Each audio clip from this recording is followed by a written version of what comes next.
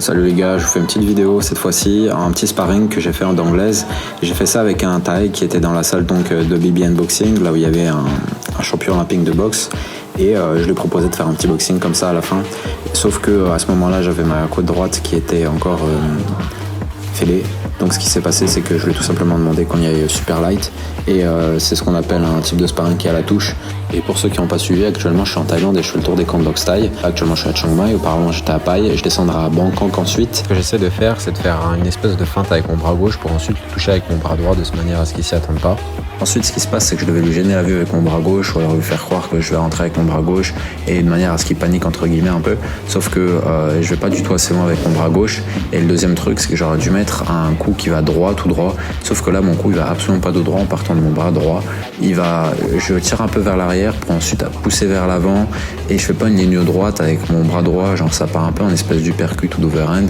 Et ça, c'est un truc que j'ai corrigé aujourd'hui, donc une semaine après. Et là, je me rends compte que c'est une grosse erreur parce que du coup, ça fait un temps mort et peut voir ce que je vais faire. Donc là, je viens de voir qu'il a fait une grosse erreur. Quand il a mis son cross, donc son bras droit, son punch, il a avancé son menton. Et quand tu t'avances comme ça, tu peux perdre ton équilibre et tu te surexposes le menton et j'aurais dû le rentrer dedans, quoi.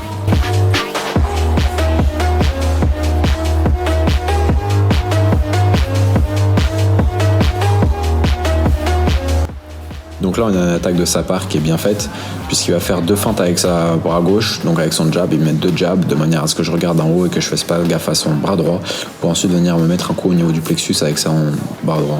Là, j'ai essayé un truc hasardeux, donc en fait, ce que j'ai fait, c'est que j'ai avancé, puis j'ai changé de garde de manière à ce qu'il ne sache pas avec quel point j'allais venir, et ensuite, je refais un deuxième changement de garde, sauf que c'était lent et mal exécuté.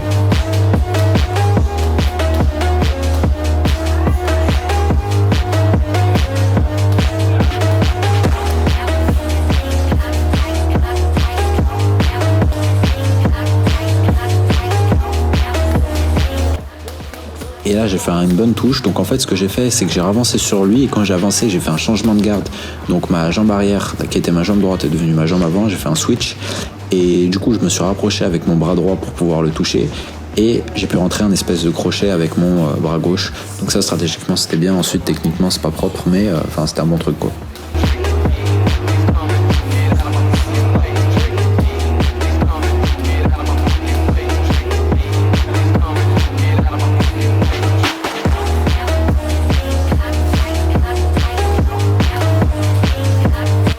Donc là, j'essaie de recaler un drill, donc une technique que j'avais appris, mais ça faisait un bout de temps que je l'avais pas faite, mais voilà. En fait, ce qu'il fallait que je fasse, c'est que je mette ma jambe avant vers la droite. Donc là, ici, c'est sur la gauche de l'image. Comme ça m'aurait fait m'avancer à côté de lui. Et ensuite, je devais pivoter. Donc là, j'ai fait un pivot, mais j'étais encore trop loin de lui. Mais mon coup, il est quand même rentré.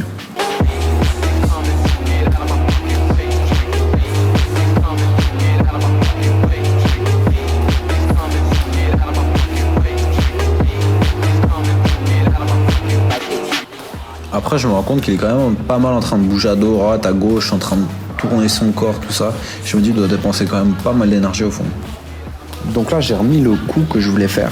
En fait, cette fois-ci, au lieu de mettre ma jambe gauche vers la droite et donc de me retrouver à l'extérieur, ce que j'ai fait, c'est que j'ai avancé, puis j'ai fait un changement de garde de manière à ce que ma jambe arrière se retrouve sur son côté à lui. Et ensuite, ce que j'ai fait, c'est que j'ai avancé et j'ai pivoté pour ensuite le toucher.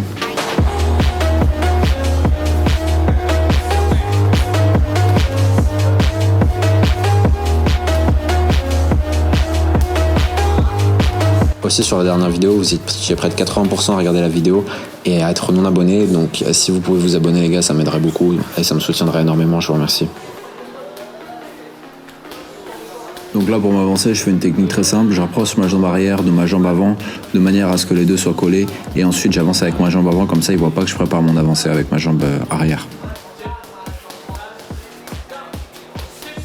Bon, sur ce, le sparring il se finit comme ça. C'était un sparring vraiment light comme ça pour mettre les gants entre guillemets, parce que ça faisait longtemps que j'ai pas boxé entre mes deux dernières blessures, donc ma côte cassée et le fait que je m'étais mangé trop de low kick, trop de bleu. Donc voilà, fin de la vidéo, j'espère que vous avez apprécié et je vous dis à bientôt pour les gars pour un prochain sparring. Ciao ciao.